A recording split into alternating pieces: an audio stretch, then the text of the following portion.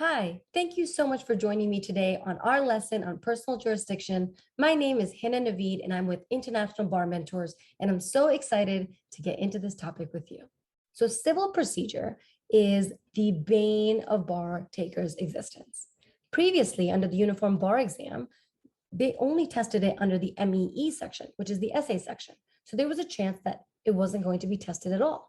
But now the National Conference of Bar Examiners also tests civil procedure under the MBE section, which is the multiple choice question, guaranteeing that you're going to see at least 20 questions related to civil procedure on the exam. So under civil procedure, one of the most, if not the most heavily tested topics is in personam personal jurisdiction. This is the ability of the court to exercise jurisdiction over the person, and it balances that court's right against the defendant's right to not be brought into court. Today, we'll be discussing traditional basis only. We won't be discussing in rem or quasi in rem or minimum contacts. These will be discussed in our lecture that we will share and go over as part of our regular course. So key vocabulary. We know, as I mentioned, that there's legal jargon that's convoluted and confusing and hard to parse through and makes the idea of learning law that much harder. So we've done the hard work of one, coming up with a list of terms we know foreign students struggle with, and two, defining them in lay terms so you can focus your time on the substantive law and not worrying about deciphering legal jargon. As you can see on the screen, we have defined personal jurisdiction, in personam personal jurisdiction, forum state, and long arm statute in layperson terms for you today. I recommend taking a screenshot of this slide and memorizing these rules so you know what we're discussing when we go through them. So now let's get into the historical context. So what caused in personam personal jurisdiction to be this intensely tested topic that's the bane of every bar exam taker's life? If you guessed the British, you'd be right. Just kidding. We're sharing a whole lot of love to our students from the UK out there. We welcome you with open arms to the colonies. So what exactly happened?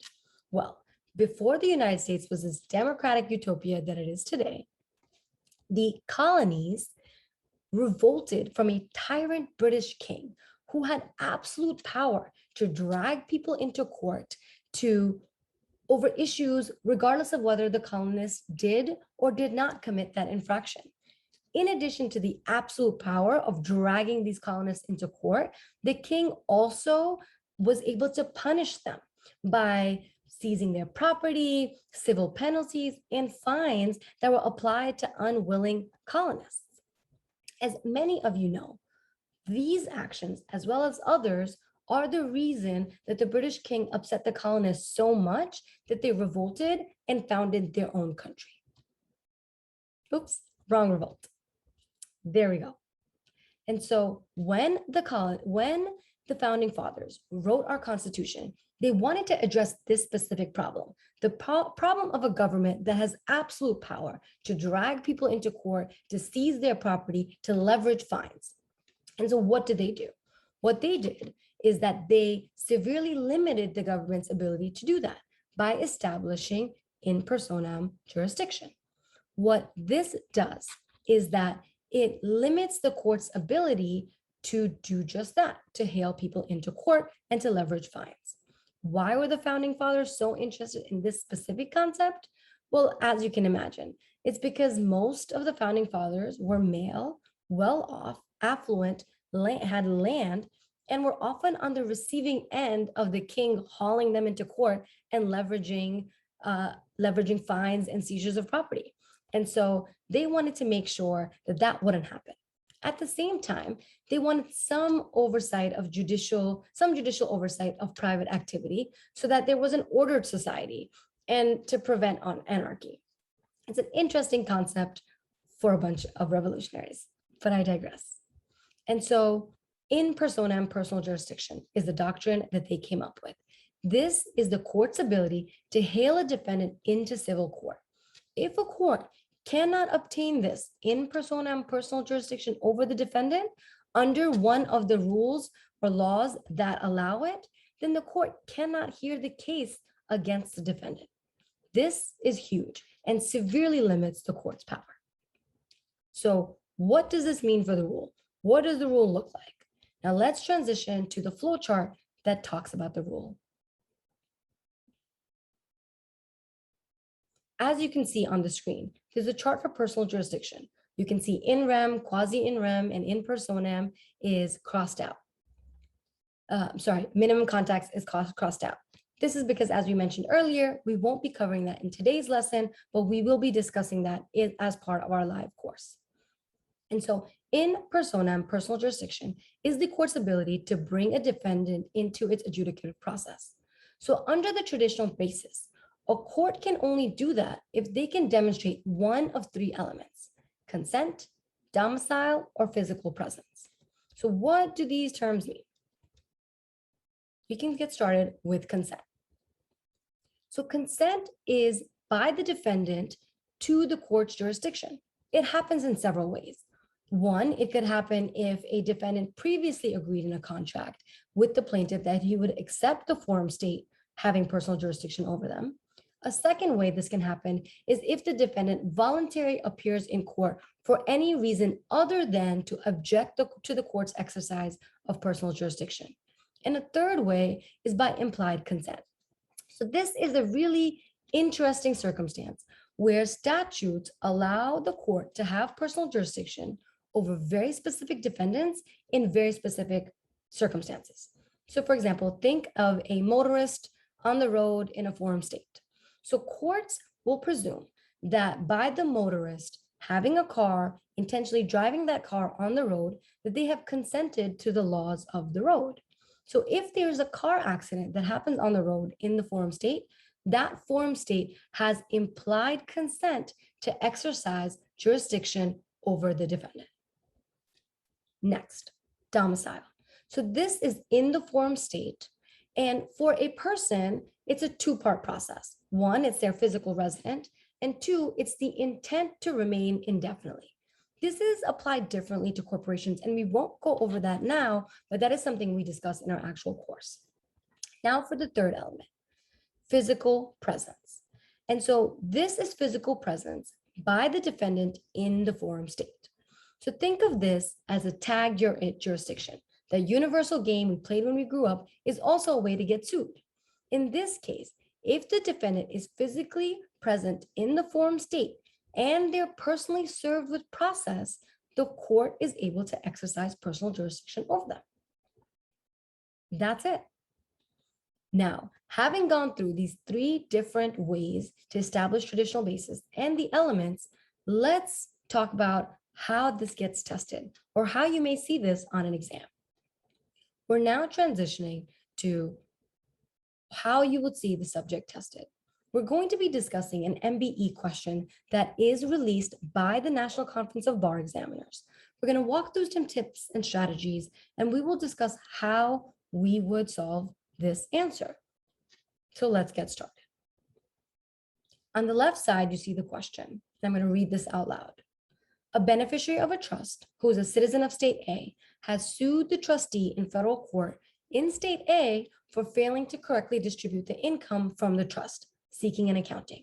The trustee was personally served with process and a complaint by the beneficiary's attorney while the trustee was vacationing in state A. The trustee is a citizen of state B, and the accounts that are the subject of the trust are located in state B. What is the trustee's best response to the complaint? So looking at this question, you may feel overwhelmed. Where do you even begin to approach this question? So let's go over some general MBE test taking strategies. First, the MBE question has a lot of facts, but not all of them are relevant to the question and the answer you need to come up with. So you want to start by trying to determine what area of law am I in? What subject is this question trying to test? You do this by making sure you stay in the universe of MBE testing. So for example, we can see that in this fact pattern, trusts and trustees are mentioned, but we know that this is a topic that's only tested on the essay portion, the MEE. Therefore, you can reasonably assume that laws related to trusts is not what this question is testing. Next, We look at the call of the question.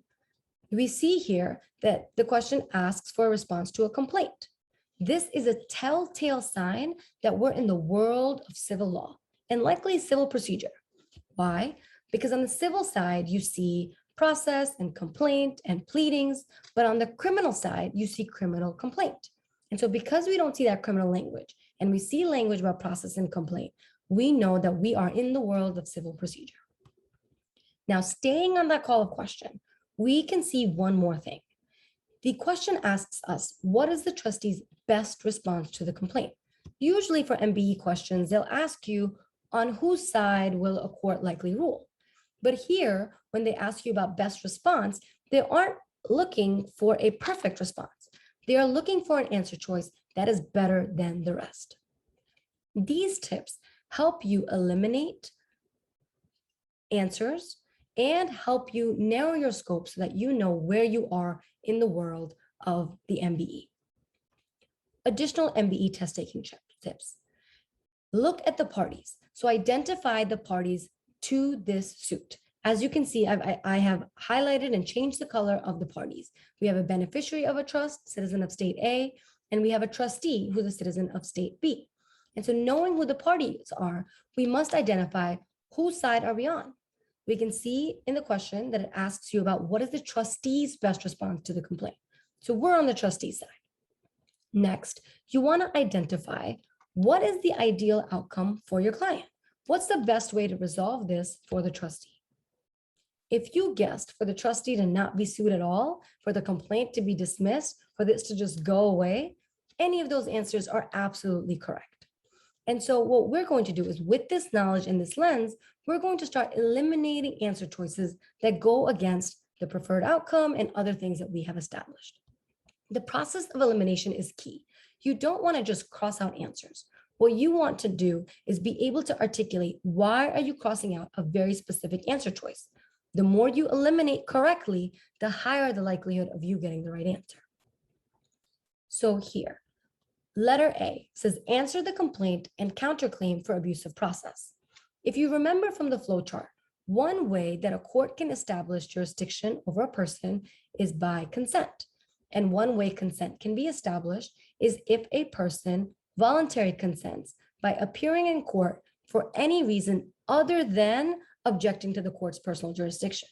Here, if the trustee answers the complaint and counterclaims for abusive process, they are giving voluntary consent for personal jurisdiction. This is moving the case forward. This is not our ideal outcome. And this is why answer A will be crossed out as the incorrect choice. Answer B, file an action in a state B court and move to enjoin the state A action. Again, similar to what we talked about presence and voluntary consent, by filing an action and moving to enjoin the state A action, this moves the case forward. Again, it goes against what the outcome is, the ideal outcome for our party that we represent, which is the trustee. And so this is the incorrect answer.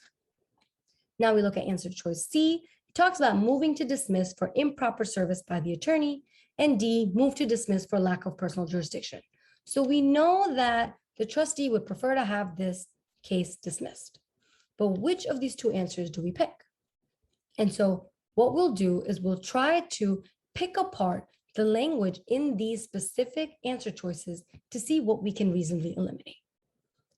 Here, we haven't discussed improper service in our lecture today, but generally the rule for service to be proper is two-part.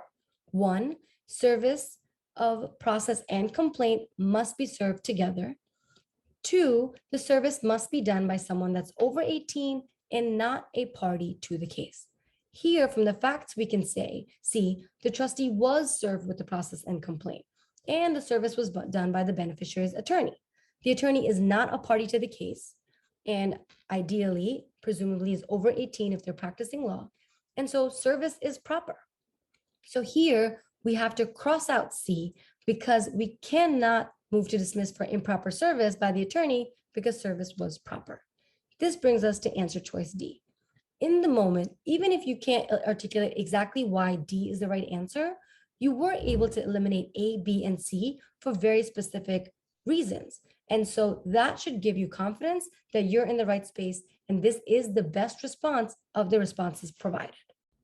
Now let's refer to the answer explanation to see how was the court able to dismiss for lack of personal jurisdiction. Here, the explanation indicates that the trustee was served in state A, but the trustee was there in their personal capacity. They had no other contacts with state A, even the trust property was located in state B, and so they were there in their personal capacity, not in their official capacity.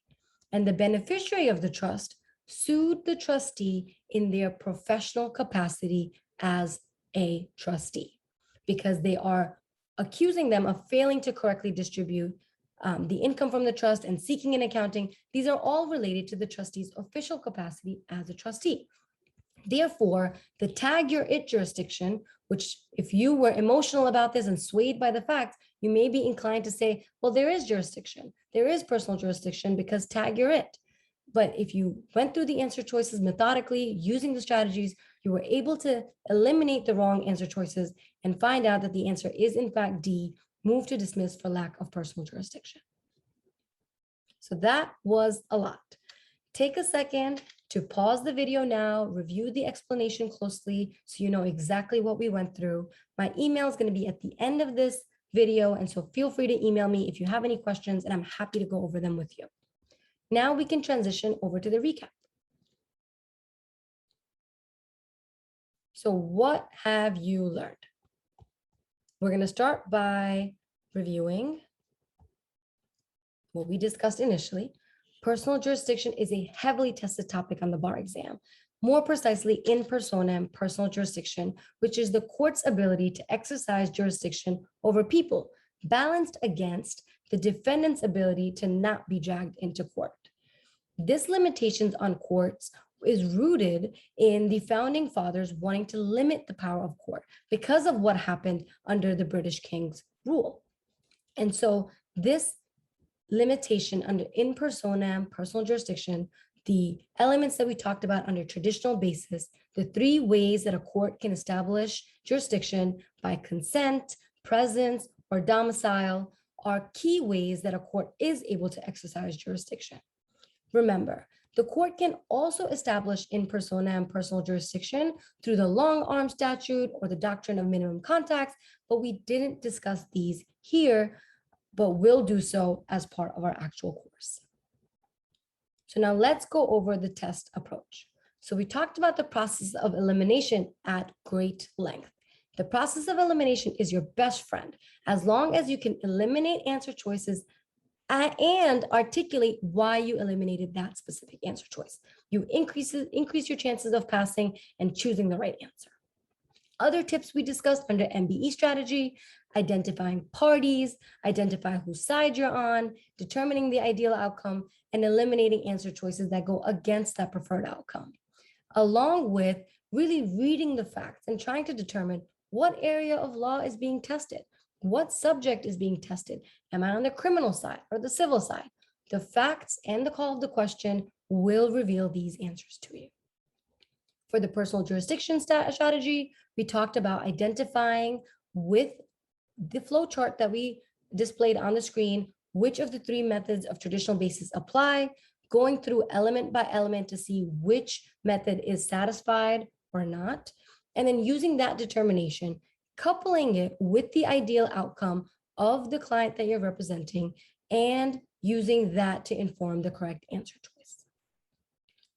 We will conclude with a reminder.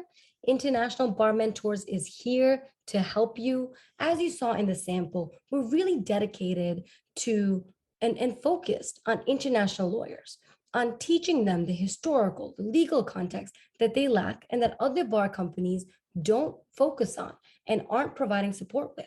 We define vocabulary terms in lay terms so that you're not struggling with complicated legal jargon and you can focus your time on the statute itself. International Bar Mentors is the only program specifically devoted to training internationally trained, foreign trained lawyers and law students and providing them with the tools they need to pass the bar exam, without the excessive fees and the hefty price tags that come with commercial bar prep courses. I recommend that you check out our website, www.internationalbarmentors.com, learn more about us, sign up for courses. And if you have any questions or want to reach out to me directly, my email is hina@internationalbarmentors.com. I hope to see you in class, and I look forward to seeing you in our next lecture.